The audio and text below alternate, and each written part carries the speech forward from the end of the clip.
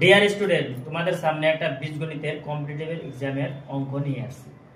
দেখো, x সমান 3 plus 2√2 যদি হয়, তাহলে x প্লাস 1/x সমান কত, x মাইনাস 1/x সমান কত হবে।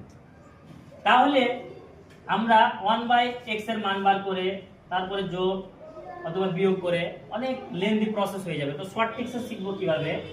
প্রথমে দেখো 3 আছে, তো 3 এর স্কয়ার যদি করি তাহলে কত হবে 9, আর 2√2 আছে, এর যদি স্কয়ার করি তাহলে কত হবে 8।